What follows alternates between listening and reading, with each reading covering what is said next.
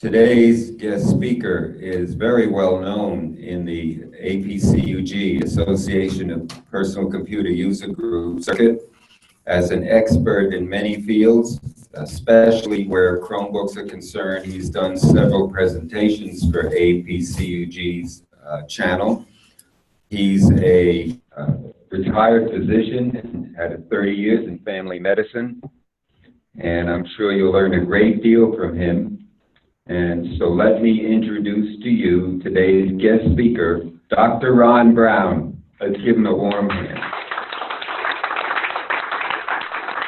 Well, thank you, everyone. Update from Phoenix, Arizona. It's 47 degrees. It's going to be a sunny day, and it's probably go up to about 70 degrees this afternoon. So looking forward to the day. Hopefully this will be a great presentation for everyone. The title of the presentation today is Chromebooks for Everyone. Now, I've given this presentation for 5 years, and I can tell you the first time I called this presentation, what the heck is a Chromebook? Because nobody knew what a Chromebook was. The second time I presented this presentation a few years later, I titled it Chromebook for Seniors, Chromebooks for Seniors. Judy Tallur and I talked about this at APCUG and said, why would Chromebooks only be for seniors? Well, last year I did a presentation and we titled it Chromebooks for 2018. But this year, with CES finishing and all the changes in hardware for Chromebooks, and also the advances in the Chromium operating system, Chromebooks really now are replacements for PCs. So I'm going to talk about today Chromebooks for everyone, and I'm going to say resistance is futile. This is a common theme of the Star Trek movie, Resistance is Futile. So I think you're going to see, it's an interesting presentation, and then we'll have some questions later on. I want you to give you a bit of the history of how Chromebooks came to be. I do understand a lot of you have Chromebooks, but the history of Chromebooks is very interesting. And the history of Chromebooks really is not about Chromebooks, it's about iPads. About 20 years ago or so, Apple developed and produced a device called an iPad, which I'm sure you're all familiar with. Apple did some very interesting things with this. And the first thing they did is they partnered with schools, universities around the world, and they gave a lot of these devices away. And they dropped the seeds of to plant the tree in that iPads and electronics were synonymous with a good education.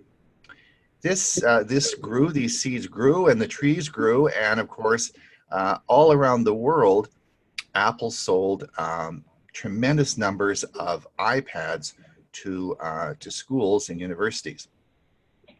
My daughter and her husband are international teachers, and when I traveled to New Zealand 10 years ago, she was teaching in Christchurch before the rocking and shaking happened there, and it was a poor school she was in. So they had iPads in racks, and they would move them from class to class. She then, her and her husband then got promoted, and they moved to Singapore, and their tuition was very expensive. They were in an exclusive school, and again, all the kids got iPads each year, a brand new iPad with their tuition. They now have moved on. They taught there for 5 years, and of course they're in Beijing, China now. Again, all the classes have iPads. So very early on, Apple sowed the seeds that iPads were synonymous with good education. Now, what happened is that when we had all this technology going into schools, schools needed to run a network management system. And this is where Google came along. A little company called Google many years ago came along, and they were in network management. And they actually were able to network, provide software for all the schools, particularly in the United States, on network management. So basically connecting kids to to the infrastructure, electronic infrastructure of the school was done with Google software. So what do we have? 20 years ago, we had iPads in all the schools. We had Google running the network, and that's how it was. Well, what happened is that iPads were expensive. They were very, very expensive. And cities like Los Angeles often had a budget of $345 million a year just to purchase iPads. So none of the school districts were very happy with this because their iPad budget was so expensive. So Google came along and Google thought about, gee whiz, we could make a computer that would be a lot less than an iPad. And that is how Google created the Chromebook. This was about 10 years ago. They created a device called a Chromebook, which was, it had to be secure and it had to be safe for our children to use. Today, there's about 70% of this. Oh, there we go, my Google. Today, about 70% of the school districts use Chromebooks. There's 18 million Chromebooks in our school system today. So Chromebooks are now very, very popular. And this saved the school districts an awful lot of money. Now, I want you to just put this in a timeline because it's very interesting how this happened. If you go back 10 years ago, and let's say little Johnny is in grade 7 and he has a Chromebook. He then has a Chromebook for until he reaches grade 12, and then he's going to go to university or college. And he goes out into the world, and this would be now about 5 years ago, and he can't buy a Chromebook. There were no Chromebooks for sale. Chromebooks were only sold in the early first 5 years to school districts. They were sold commercially to businesses, but nobody could buy there were no commercial Chromebooks. Now, you may or may not remember, but 5 years ago, Windows 10 was introduced. 1 year before Windows 10 was introduced, a lot of the PC makers were going under. Sony discontinued their PCs. Toshiba discontinued, and even Hewlett-Packard spun off their HP division and said, you know, we're not doing very well. So prior to the year before Windows 10 came out, PC makers really, the number of units sold went way down. Well, that was the year when Samsung brought out the first Chromebook, the Samsung Chromebook Plus. And it was produced that first year prior to Windows 10, and it came out in about November. And worldwide, it sold out in 7 days. They had enough stock, they thought, to last through the Christmas season, but in 7 days worldwide, they sold out completely. And that was there just weren't any more, and it would be 4 months before they could vamp that up again. That was really the turning point. From then on, the PC manufacturers looked at Chromebooks and realized that this was a huge growth industry. And for the last 5 years, and including with CES today, when you see all the technology that is available, we're going to talk about today. So a lot has changed, and the numbers and models of Chromebooks that are available today would equal that of PCs, and we'll talk about that. So that's a bit about the history. Now, for those of you who may have Windows 7 machine, you should understand that, of course, January the 14th, there is no more support for Windows 7, so you need to move on. Now, here are some myths. The myths are Chromebooks are inexpensive computers. Well, you can get inexpensive Chromebooks, but also you can, certainly the recent ones shown at CES in Las Vegas last week, we're starting, you know, you can buy Chromebooks for $1,200, $1,400, $2,000. The technology in Chromebooks now is pretty much exactly the same as PCs. Myths, good for just checking email and surfing. And maybe that was so many years ago in the early stages of the Chromium operating system, but that certainly is not so. And also Chromebooks are only web browsers. And that again is a myth. You can do pretty much anything with a Chromebook that you can do with a PC. Some of you may have heard of a company called Neverware. Neverware, the Chromium operating system, the OS, is actually available free for you, and you can actually take an old PC and you can put the Chromium operating system on that and make sort of a Chromebook. And this is with a company called Neverware. This is an option for you. I'm not going to say it's a great option, and I'll tell you why in a little bit later.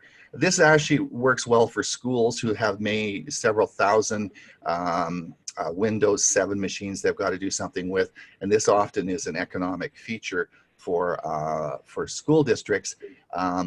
It is a bit problematic because when you do install, it's quite easy to do, install it on your Windows PC. You do have the Chromium operating system, but you don't have the functionality of a Chromebook, and I'll explain that a little bit later. But this is out there, and usually I get questions about this whenever I do a presentation. The company is called Neverware. Now, Judy Tallur sent me this slide last year. In her school district, her high school district will have 23,000 Chromebooks for the 18-19 school year, one each for every junior and senior high school student. And those were the pictures she sent me from her school district. If you go to Walmart and you look down the aisle in Walmart, and this was just a couple of months ago in our Walmart here, you'll see there is a longer list now of Chromebooks than there are PCs. So these are very popular. There's a lot of selection, and this is just going to get more and more and more. And that, you'll look at the bottom table there, that is all Chromebooks. If you go to Walmart and if you go online at Walmart and you do a search, and you'll see at the top here, you'll see it says, I did a search on Chromebooks. You'll see search results 979. So online at Walmart, you have 979 models to choose from. So there is a huge selection of these machines now. Best Buy, this is our store just down the street. At Best Buy, you'll see they have a whole section now on Chromebooks. I go by there occasionally and talk to the salespeople. They seem to be pretty positive about Chromebooks, and they actually are quite knowledgeable about them. So if you want to go and have a look and touch and feel some of the machines, then this is a good place to go. I want to talk a little bit, just briefly, about Satya Nadella. He wrote a book a couple of years ago called Hit Refresh, and for Microsoft, and he's changed the way Microsoft is running now. He reset Microsoft goals. He said Microsoft will be the innovator of new technology. He said it will be a kinder, gentler company. And he also said in his book that Microsoft may not be the dominant operating system of the future. And I think that's shades of things to come. Let's talk a little bit about the Chromium operating system. At the top left of your screen, I want you to think of the Microsoft operating system as heavy. This is a huge truck, as you see. There are lots of trailers on the back. You need a lot of fuel to power the truck, and it's heavy to go around. So the hardware requirements to run Microsoft are huge, and just as that big truck is. If you look at the bottom right-hand screen, you'll see the Apple operating system. Again, the Apple operating system is a big system. It's been around a long time. It needs a lot of gas, and it needs a lot of horsepower. I want you to think of the Chromium operating system down in the bottom left as a Mazda Miata. I want you to think of it as a small little car. It's peppy, it requires a little fuel, and it goes like stink. So that is the Chromium operating system. It is a very, very small system compared to the big two there. Now, I want to explain how Chromebooks work because it's unique and what makes Chromebooks so safe and so secure. And there's two parts to this. The first is a hardware specification. If you look up in the top right-hand corner, you'll see what we call a TPM module. This is called the Trusted Platform Module.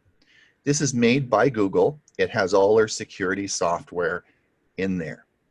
If you want to make a Chromebook, you have to buy a bag of these chips from Google.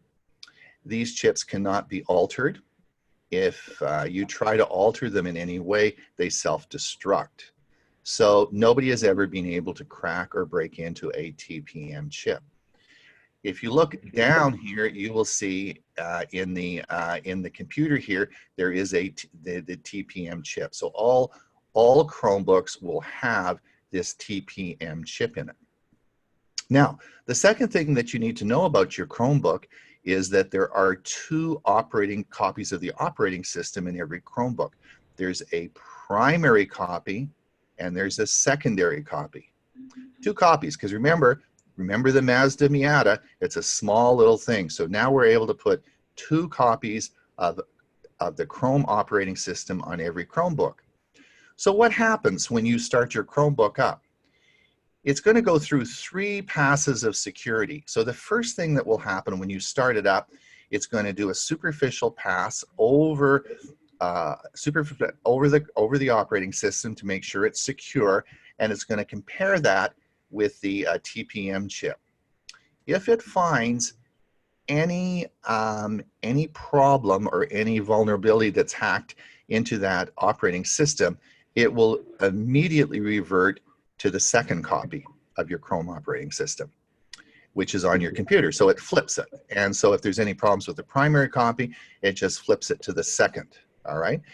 If the secondary copy is damaged or any problems, then it will go out to the internet, it will download a fresh copy of your operating system and reboot your computer. That probably would take 5 minutes. Can you imagine trying to do that with Windows operating system? It would take you days to do it. So so there is a primary copy, there is a secondary copy. There are 3 levels of security that it scans every time it boots up. There's a primary, there's the first level, there's the second level, and then the deep level of scanning it does. And again, it's comparing it to the TPM chip to make sure that it's a valid copy. Any updates to the software, anything that happens to that software happens to the secondary copy, so you're never inconvenienced. It's not like Windows where they're going to interrupt you in the middle of your presentation and say, gee whiz, we want to update the operating system. The updates always come into the secondary copy, and then when you turn your computer off and turn it back on in the morning, it just switches the copy. Sort of novel, eh? So because of this, Chromebooks are really, really secure and have never been hacked or cracked.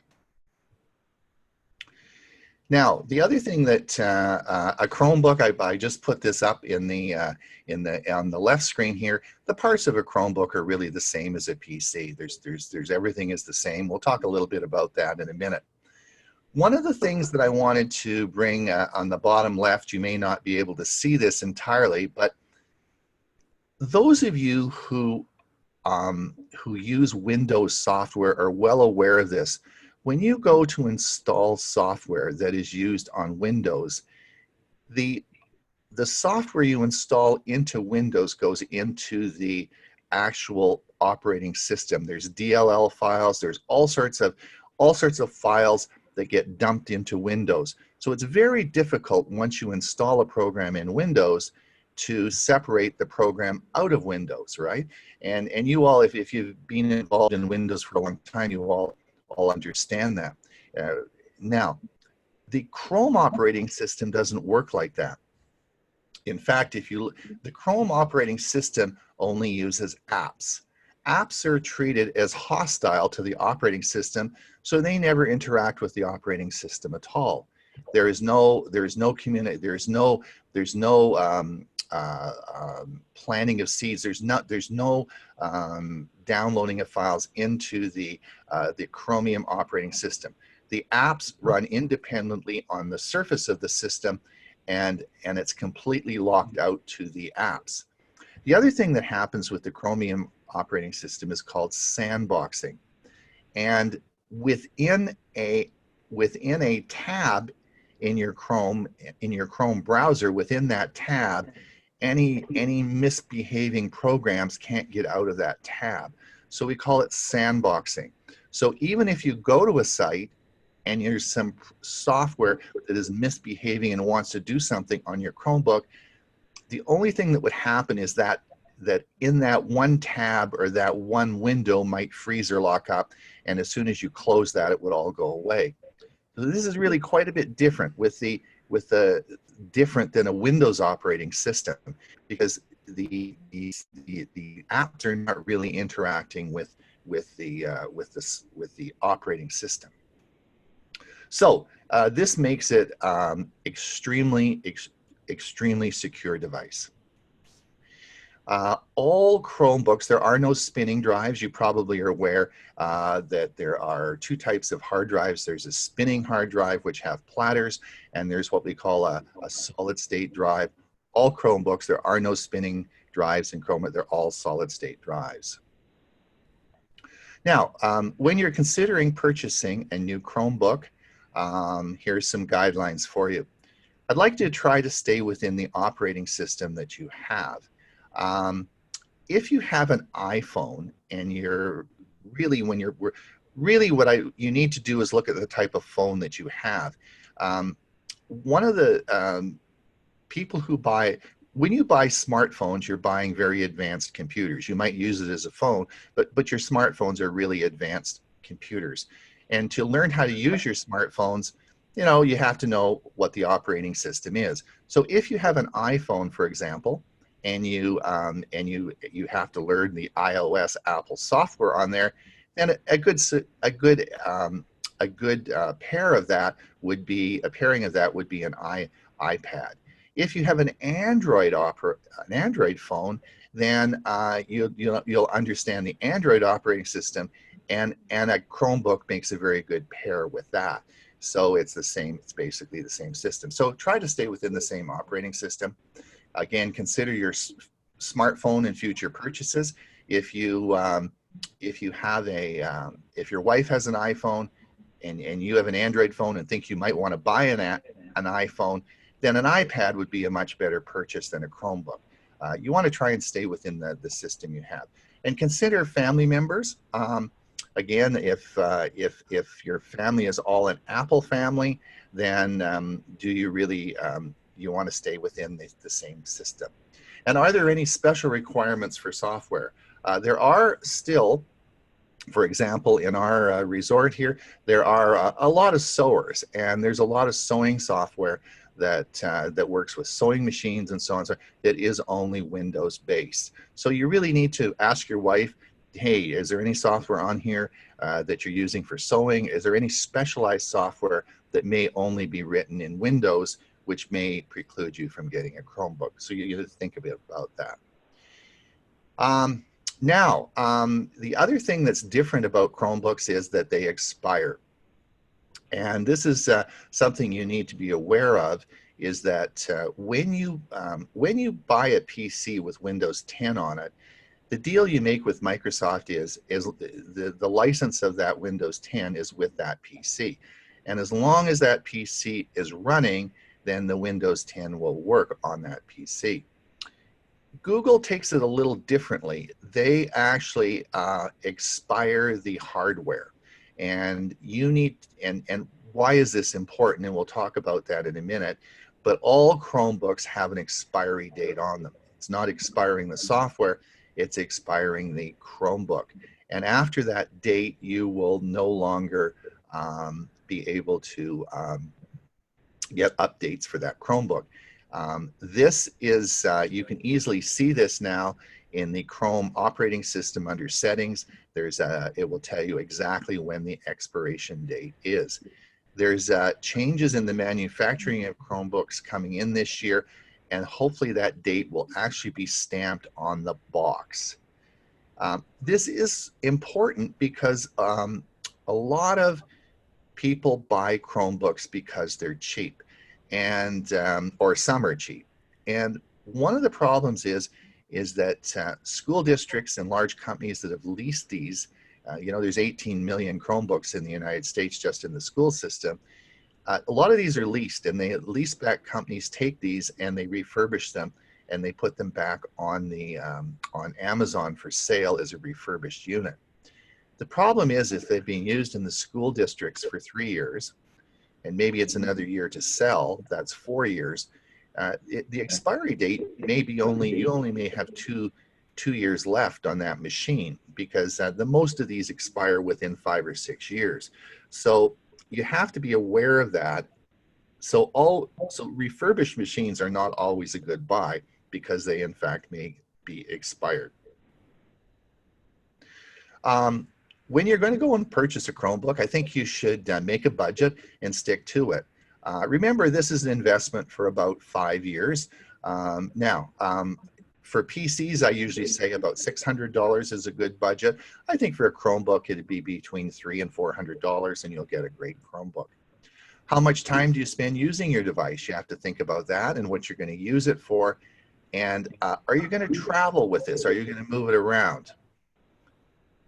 Because I want to talk about, many of you have laptops and they've been sitting on your desk for 5 years and never moved. So the question really is, do you need a laptop? In the picture on the right, you'll see that laptops used to have removable batteries. And you'll see on the bottom screen here is a removable battery that you could take out and replace. Virtually no Chromebooks, and indeed no PCs I've seen in the last year, have removable batteries. In fact, if you look up top, this is where the battery is in this laptop, and they're usually glued into the base of the PC, and they're used. A lot of problems with PCs is heat, and they're used as part of a heat sink in that PC. So batteries are not replaceable on Chromebooks, and they're not replaceable on PCs now. So one of the things you have to consider is, if you're never going to move your laptop, do you really need a laptop? And one of the nice things about Chromebooks is we have a thing called a Chromebox. And these are great devices. They're about the size of the palm of your hands. If you have 2 locations like I do, one in Canada and one in Arizona, you can just pick this up and you can bring it down with you. The idea of the Chromebox is it's a fully functioning Chromebook, but you just plug into it a keyboard, mouse, and monitor. So you would have a keyboard, mouse, and monitor, let's say in Mesa, and then you would just bring this, you could put it in your pocket. It just slips in your pocket, and you could bring it down and then just plug it into your devices at your second location. So these work very well. There's no batteries in them, and they are widely available, and they're called Chrome boxes. And then you don't have the battery problem issue. Now, I want to talk a little bit about screen considerations when you are going to buy, because I think the screen is the most important thing you have to consider when you're buying a Chromebook. Chromebooks, really, you don't need to pay much attention to the speed, the amount of RAM or the hard drive in there. It all works out pretty good. They've all figured this out quite well.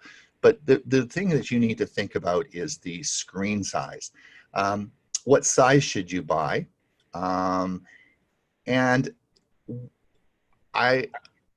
I'm usually talking to seniors groups, and the one thing we all have problems with as we get older is we can't see as well, and that's just a reflection of getting older. So my advice would be is to plug it in. I'm doing this presentation on a 34-inch monitor. It's huge, and so my advice to you is it doesn't really matter how big the screen is, but please plug it into something big so that you can see it real easy. So you don't have to get a big screen. You can get a small screen and just plug it into a monitor. Now, should the screen flip? Should it flip over as a 2-in-1? And should the screen be a touch screen? Now, when I give this talk to PC buyers, I have never met anybody that uses a PC in tablet form. I tried it for a couple of weeks and it's creepy, it's weird. I go to Best Buy once a week and talk to the salesman. I say, has anybody ever used a PC in tablet mode? Nobody has ever done that. So having a 2-in-1 or a flip on a Windows 10 PC is just a waste of money. However, in a Chromebook, most of the apps that you're going to be using in a Chromebook are the same apps you're going to be using on your smartphone. These are touchy-feely apps which you're used to using your fingers to use them. So it actually works out much better. And I use my my Chromebook in tablet mode an awful lot, and I think you should have a touch screen as well.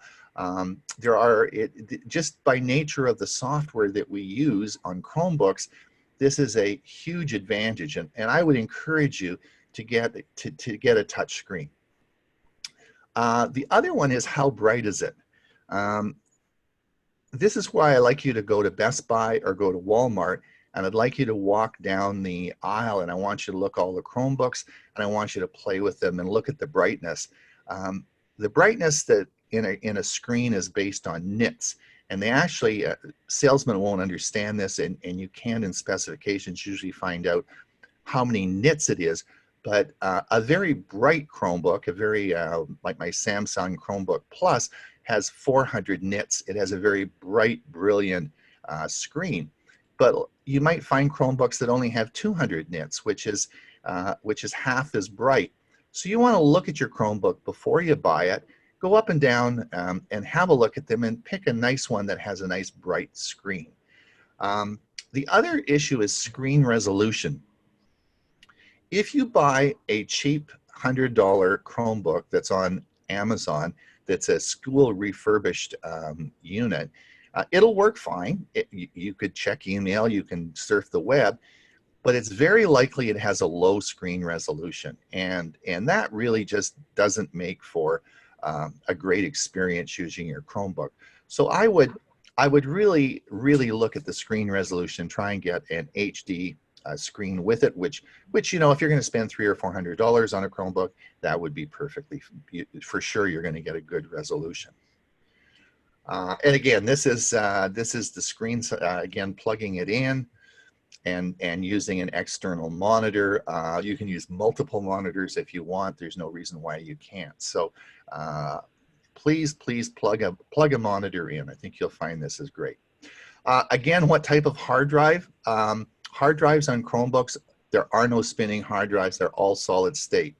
You will find most Chromebooks will come with a 30 or 60 gigabyte hard drive. The commercial business Chromebooks now are more likely to have a larger hard drive. The goal of a Chromebook really is online storage, so you really don't need a lot of local hard drive space. Now, how to secure your new computer. I like to give this talk to new purchasers. You need a plan to move your, starting on the left tab, you need a plan to move your data over, and we can talk about that at the end. You need to apply available updates immediately. This will be done automatically for you, so you actually don't have to do anything. When you get your Chromebook and you turn it on and connect it to the internet, it will immediately update itself. So you don't need to actually go out and do that. In Windows, you have to make sure that the auto update is turned on. Again, you don't need to do that with Chromebooks. In a PC, you would need to review security programs. There are no security programs on a Chromebook. The Chromebook has internally an antivirus program, anti-malware, and of course all the security features that I've just mentioned. So you do not need any security programs at all on a Chromebook. It comes with a password manager. I talk about dump the bloatware off your PC. Chromebooks come with no bloatware. Chromebooks are our pure Chromium operating system. There is no bloatware on a Chromebook. It will come with just what the Chromium operating system does. Give all users their own account. Chromebooks are very account driven, so you will need to know, and you will have to have a Google account to use your Chromebook. Most of you, if you have a smartphone, an Android phone, you'll have a Google account then. If you have Gmail, you'll have a Google account. And as soon as you log in with your Google account to a Chromebook, all your information will automatically be there. You won't have to install anything. I'm not going to spend a lot of talking about ARM, the ARM chip. A lot of people, when they go to buy a PC, they say, should I get an AMD chip or should I get an Intel chip?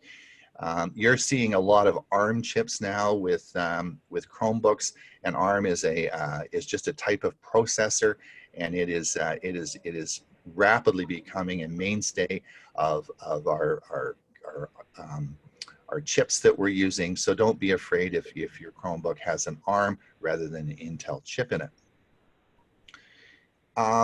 This is an interesting slide, and I'm just going to take a moment to discuss this.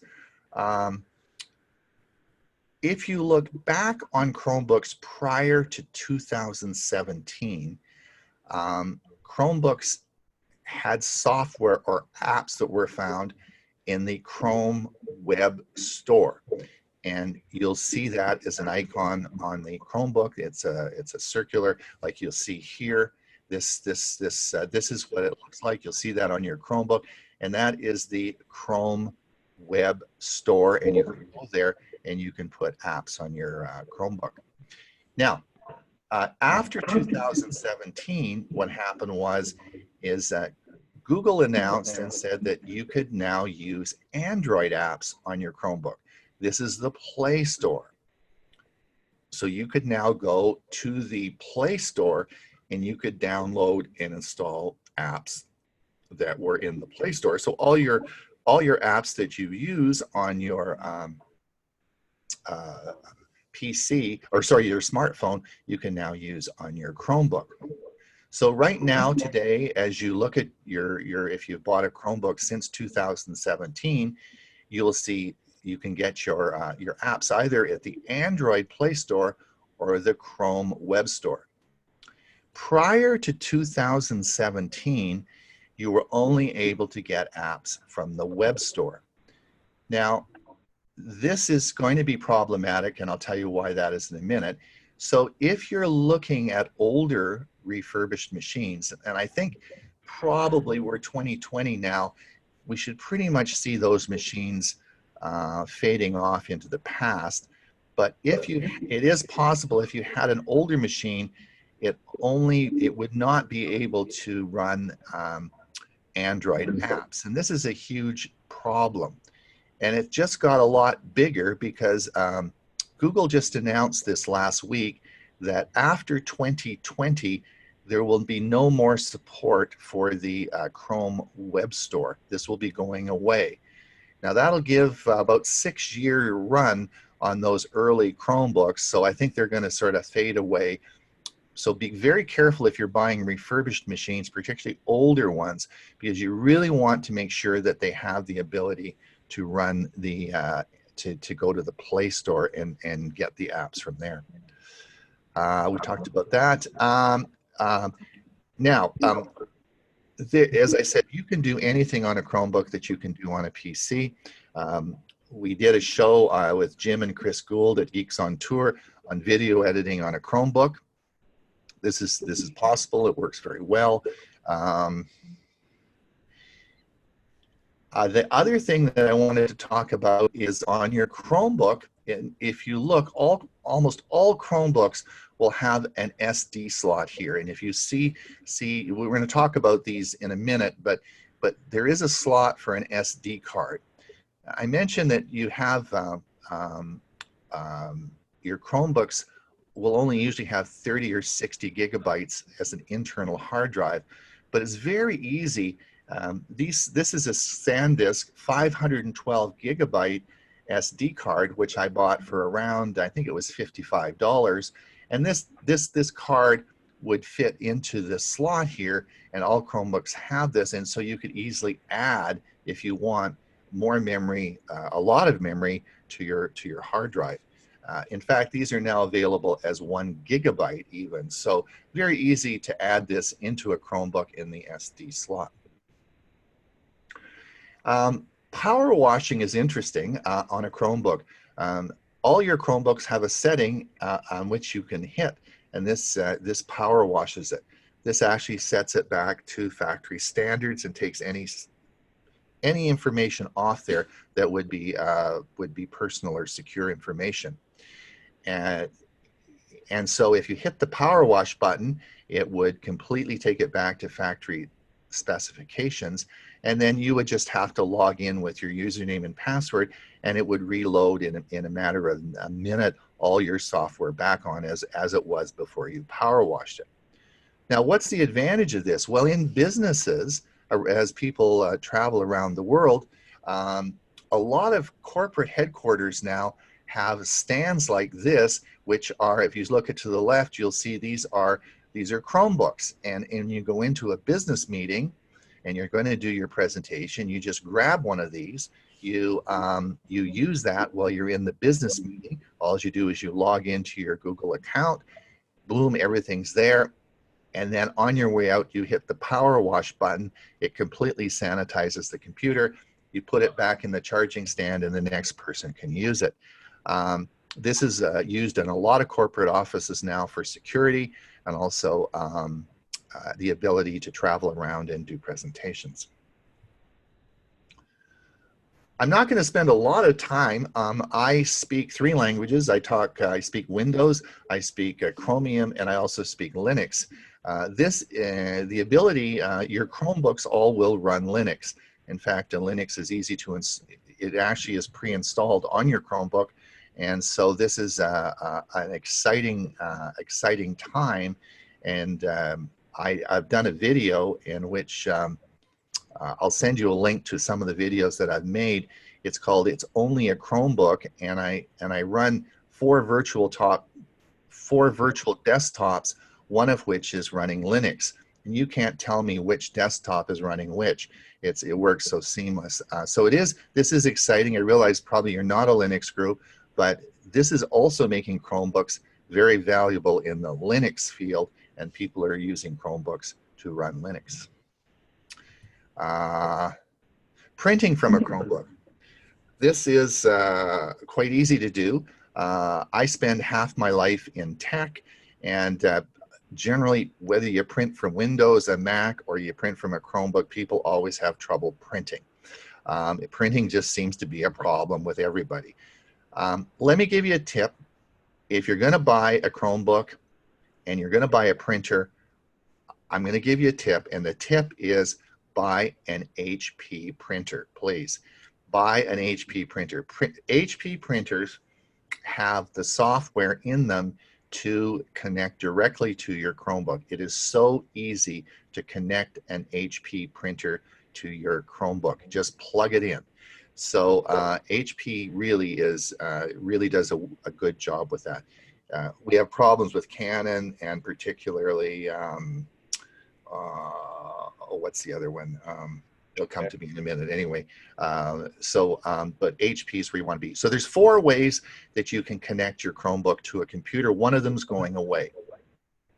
The first way is to directly connect to your printer. You can take your printer cable and you can plug it into the USB of a Chromebook, and it will always, if it's an HP, it will always work. Just plug it in, boom, and you can start printing. No problem with that. The second thing that you can do is you can now connect through your router. In other words, this is typically what we call, this is as you would probably have hooked up many of your printers wirelessly in your house. This is exactly how you would hook up a Chromebook. There's no difference. In fact, they've just made in the version, the operating system 7980 that they've just come out with, it makes it even easier. You should just see the printer on your network and just print to that. It's very, very simple to do. So this would be a wireless connection. Again, a lot of printers are actually hotspots, and you can actually print directly to a printer as you could from your phone right to a hotspot on your printer. The fourth method, called cloud printing, I'm not going to spend a lot of time on cloud printing, but this is over. Google has said no more cloud printing. We're not supporting this anymore. So a lot of Chromebooks did print through the cloud, but this is going away in 2021. I'm just going to quickly go through these slides. This was the cloud print, and you'll see on printer boxes, Google Cloud Print Ready. If you go to Costco and you go to buy a printer, you will see this on the side of the box, a lot of printers, and it tells you, but this is all going away and we won't be cloud printing anymore. Now, just briefly before we open it up to questions, I want to talk about computer ports, because this is confusing. This is not a Chromebook issue, but because Chromebooks are usually smaller, they're quite modern, recently developed machines, they tend to have a little bit different ports than you're used to. And I just want to go over this quickly with you, just so that you all understand what this means. Many of you in the past have used on the side of it, if you had an older PC, this is called a Vga port. And this is what it looks like. These haven't been made for probably 7 or 8 years. Some of you, if you have older PCs around, you probably have them. And this took your video out and connected it to an external monitor. This was a video connection, VGA, video graphics card. Okay, this only did video. You won't see those anymore, and you won't see that on a Chromebook. What you will see on a Chromebook is called an HDMI port. This is what an HDMI looks like, and this takes visual. It takes the visual and auditory. So basically, this does sound and vision, sound and graphics that projects out. This is picture plus sound. It's called HDMI. There are a number of flavors of this. This is the typical HDMI. There's a mini HDMI and a micro HDMI. So you might see one of these variants on your Chromebook. Ethernet connections, this is how, if you want a wired connection to your PC or your Chromebook, this is how you'll see it. You generally will not see these on Chromebooks because you usually use a wireless connection. What you will see a lot of is USB. Now this is the type A. These are different types of USB connections. This is the type A connection, which you're pretty well used to. You've probably seen these devices. Usually plug your mouse into it. That's a type A USB. Now, you will on some Chromebooks start to see the USB 3, and this is signified by a blue connection. This is 5 times faster. So if you have an older connection, you might just want to use that for a mouse. If you have a much more with the type A, the 3.0, if it's a blue connection, then this is faster, and you might want to use that for an external hard drive or something like that. What you're really going to find a lot of, and this will be confusing to you, is you'll see Type C. Type C is a USB port, and it is a circular. I guess you can't see it here. I'll show you in a minute, but it is a little circular. It looks different than an HDMI, but it's a circular round connection. This does picture, sound, and power, and Ethernet. So you can do basically on, for example, my Pixelbook, which is a Chromebook, I have one Type C on each side, and that's it. And from this, you will need to plug in an adapter in which you can plug USB, HDMI, external monitors. So frequently, if you have not many, if you have a Type C port on your Chromebook, which is very common now, then you'll likely need to get an adapter like this to plug other devices into. And again, Chromebooks work very well for this. You can daisy chain tons of devices down the line, and they all connect very well. This is a Type-C port there. All right, how did we do for time? It's 9 o'clock, so let me open it up for some questions. Hopefully, I didn't confuse everybody and you learned something. Well, let's give him a big hand for an excellent presentation.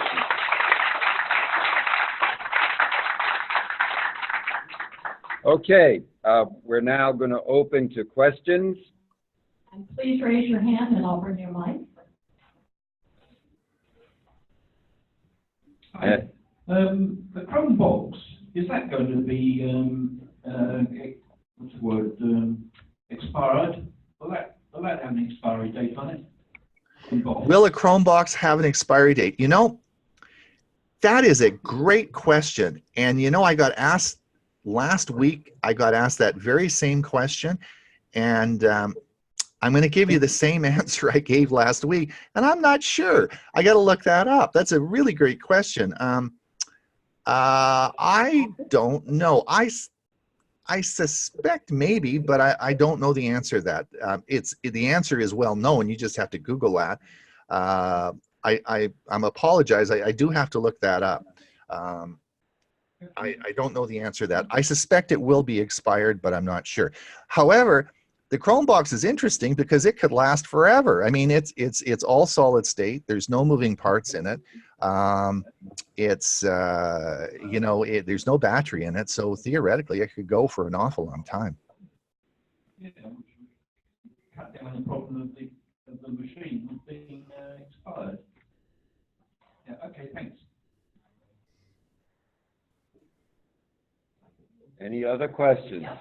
Okay. Very, very active. Hello. All right. Good morning. Yes, I had an experience with my Chromebook last night. Funny you should bring it up this morning. That has to do with the battery. I used it for about an hour, and I found, I guess probably where you displayed the battery location, it was pretty hot. Have I got a problem on my head? Did you hear that, Ron? No, I couldn't hear the question. He said that his Chromebook had the battery seemed to be heating up, and he wanted to know if he had a problem with that. Well, this is not usually just to Chromebooks. This is computers in general. This can be a problem. It usually means that there's something continuing to run in the background, and I'm not sure what that would be. I doubt it's a battery problem with the Chromebook. I mean, that is, I guess, technically possible, but most likely there's something running. One of the things that I like to tell people about their Chromebooks, I mean, this is general. I guess it works for PCs as well, but when you put your Chromebook away at night, I do recommend that you power off your Chromebook. Do I do that? No, I don't do it. I'm sort of lazy as well. I just close the lid of my Chromebook. The problem when you close the lid to your Chromebook is a couple of things. First of all, it just puts it to sleep, but there's still some processes running in the background. The other problem is that we want you to turn it off because it switches copies of the operating system. If there's an update or if there's something that's happened in the background, remember it's going to the secondary copy of your, it always loads the secondary copy of your operating system. It switches them, so it gets the most up-to-date one, and it won't switch it unless you turn it off. All right. I guess every morning I get up because I write a lot of articles on the Chromium operating system. I get up every morning, and the first thing I do on my Chromebook is I check and see if if there's an update that's happened over the night, because I want to write about it, or I got to figure out what for articles I'm publishing. So I guess I do that myself manually, but for the average person, it's better if you power off your Chromebook at night when you go to bed. That will also kill any processes that are causing your computer to stay warm or stay hot. I would just mention one thing. Can you hear me? Yep. Go ahead. I think a good thing is for laptops, Chromebooks, is called a cooler. You can actually buy a little laptop cooler that you put underneath the device that contains fans. And mine particularly has a USB where you connect it into the port, and as soon as you put the laptop or the Chromebook down, it starts the fan off and it starts to cool the bottom. Well, that you know, I've used lots of those in the past. My feeling on Chromebooks is that all Chromebooks are pretty much solid state. There are no spinning drives in them. For the large part, most of the horsepower, as I said in my presentation, is a lot less. So Chromebooks generally run very cool. It's not like a PC that's running it. Well, I'm going to take that back, because a lot of the Chromebooks that have come out in the last year are running i7 plus chips, and those are going to get hot. So that is true that you know, but I'm talking about probably most in your group, most of those Chromebooks in your group are going to be running, you know, pretty minimal chips that are a lot of heat. Now, if I take my Chromebook and I put it in my carrying case for my Chromebook and I haven't turned it off, it does heat up, because of course there are processes running in the background, and it's between, you know, two pieces of cloth, and it's going to sort of heat up. So but generally the heat issue on Chromebooks should be a lot less than PCs. Okay, thanks. Yeah, I have an old screen that I had used with my Vista operating system on the computer, which is long gone. Is there any way to hook that screen possibly into a Chromebook, or is it too old? Can you relay the question again? I just can't quite hear that. She said she has an old, is it a laptop or a computer? Is it a screen attached? No, the screen is attached. Okay, she has a monitor, and she wanted to know, can she attach her Chromebook to that monitor? Yes, yes, for sure. Now, it just depends how old the monitor is. I mean, if it is a VGA monitor, if it's got a VGA plug, you might have to get an adapter to switch VGA to HDMI. But if it is if it uses an HDMI port in the monitor, sure, you could plug any monitor plugs into a Chromebook. They all work very well. I have a question for you also about the expiration of the Chromebooks. Mm-hmm. So what happens, I mean, are you simply in a circumstance where you just have to buy a new piece of equipment and when a Chromebook expires? No, your Chromebook will still work, but you won't be getting security updates, and you won't be getting updates to the software.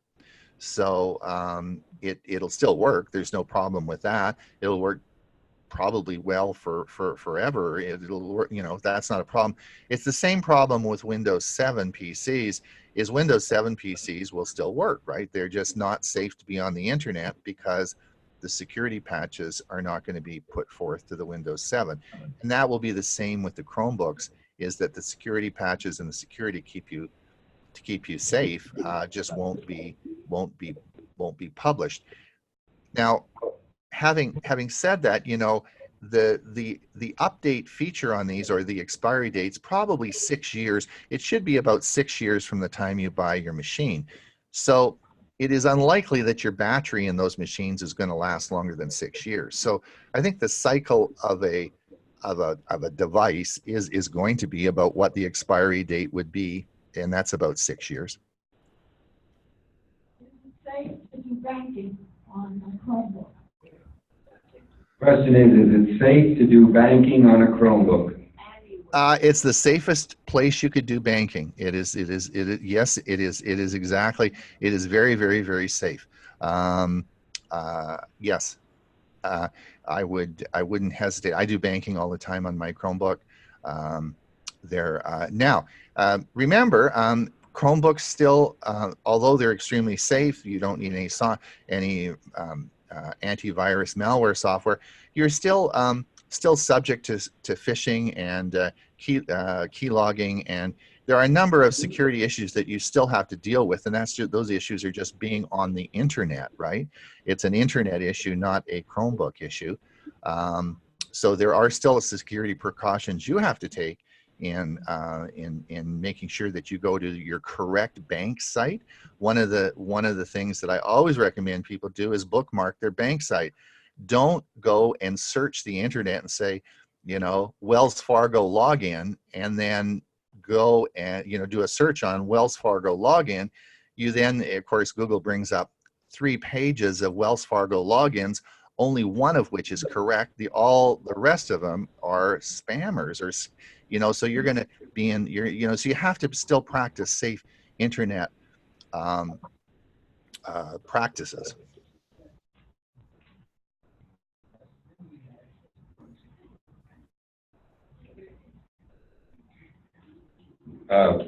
Can you do something on a Chromebook besides Linux? Can you run a Windows operating system on it as well? You can. You actually can.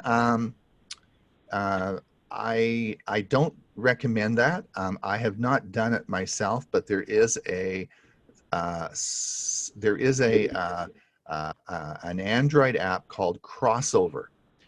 Crossover is a Windows emulator, and you can actually, I have talked to people who run Windows applications on a Chromebook. Now, that completely defeats the purpose in my mind of a Chromebook. I can't possibly imagine why you would want to do that. It's not something I would ever want to do. You know, if you want to run Windows, buy a Windows machine and run Windows, but I don't see the advantage of trying to run Windows on a Chromebook.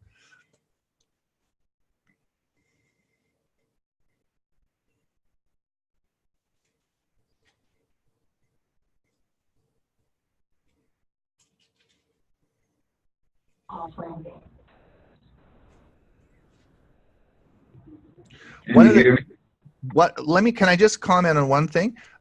One of the most common questions I get asked is, can you run Microsoft Word, PowerPoint, or Excel on a Chromebook? And I'm going to send you, when I send you the link to the video that we're recording, I'm going to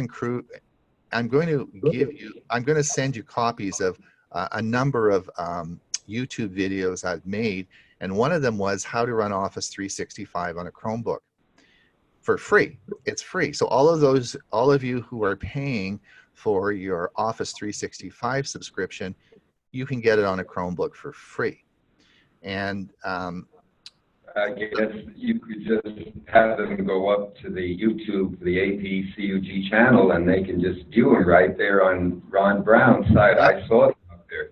Yep. Just type in Office 365 Ron Brown, Office 365 on a Chromebook Ron Brown, and it will you'll see the video is right there.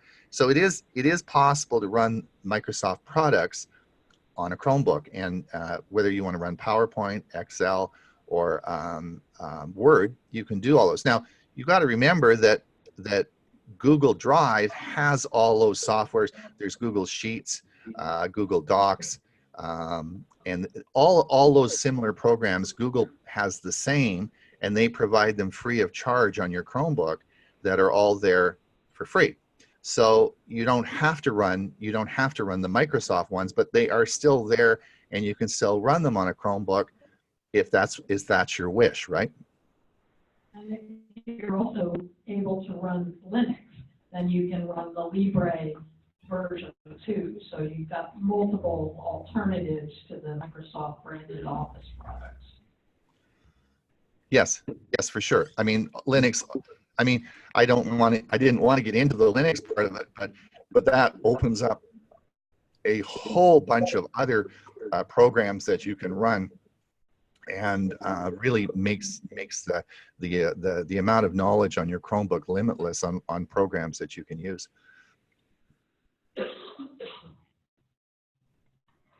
We're getting some audio issues here.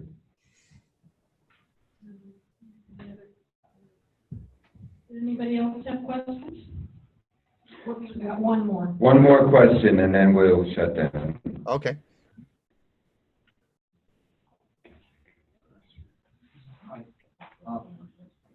Can you use a Chromebook for financial and internet use, or do you just use a Chromebook for financial materials? Never mix the two books.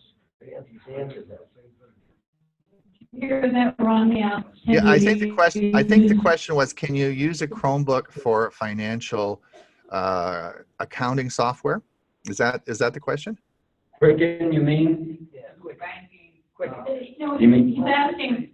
Bill pay, and then also use it to search the internet. Yeah. Yeah. So that's a very good question, and the most. All right. So the answer to your question is yes. I mean, you can use it for all of the above. You can use it for accounting software, banking software. You can do all of the above, and so that's not a problem. The problem is of course one of the most popular software programs, and one of which I've used for 30 years, is called Quicken. And Quicken, and it's real. This is really a Quicken problem. Quicken does not have a web presence. In other words, you can't run Quicken on the web. So Quicken is the one program that is very popular, which you cannot run on a Chromebook. It's not possible to run Quicken on a Chromebook. That is, and I think that's really going to be the demise in the long term of Quicken. You know, almost any other software program that is made today has a web presence. In other words, it has a you know, you can either use it as a local software program on your PC, or you can use it on the web. And Quicken hasn't done that. So that is a problem. If you're a die-hard Quicken user, then you'll probably have to keep your PC running for a while.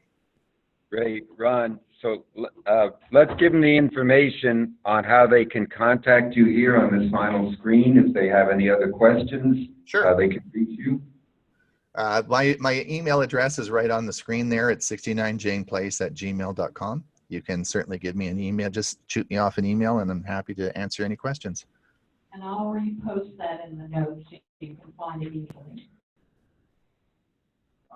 Ron, I got another question. Real quick question here. Okay. Sure. Can you get tax prepared programs on the Chromebook? Can you download tax preparation programs or install them on a Chromebook, like TurboTax? I'm not sure. I have a feeling that TurboTax it can also be used as a web-based. I don't use TurboTax, but if someone there could help me with this, I do believe TurboTax now is a web-based software. In other words, you don't actually have to download it anymore and install it on your PC.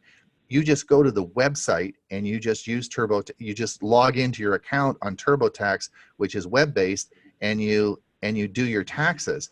So in that case, yes, you could use that with a Chromebook. That's not a problem. I think that's the case. I just don't use TurboTax, so I don't know the answer. Does anyone there use Turbo? Is that true? If you could just help me with that. I use it, but I use the version that you use the CD. Right. With CD in and it installed and all that. Now there's warnings. I bought the CD a couple of weeks ago, and the TurboTax, as soon as you try to install it, it will not let you use Windows 7. It wants you to use Windows 10, for example. Right. And you know, literally today, there is no software that you buy that has a CD. I mean, that has got to be the last software that ever will have a CD. I mean, all software sold today is usually downloadable off the internet, or it is web-based. In fact, most PCs even PCs that you buy now don't have CD drives in them. You just don't ever see CD drives. CDs are gone. So I'm surprised that TurboTax still has that. But I am 80% sure that instead of buying that CD like you did, you could just log on to your online TurboTax account if you have one, and then just put your credit card in, and they would then have the software there for you for your next year. I'll get the download version. Yeah, or just use it online. You know, just have an online account, and I think you don't need to download the software. The software should just be there online. And in that case, you could use the Chromebook. Okay, Ron, I want to thank you so much for an excellent presentation. And Okay. now you grab your coffee and enjoy your day. And All thank right. you for getting up so early. Okay, thanks a lot. Bye-bye. Bye bye.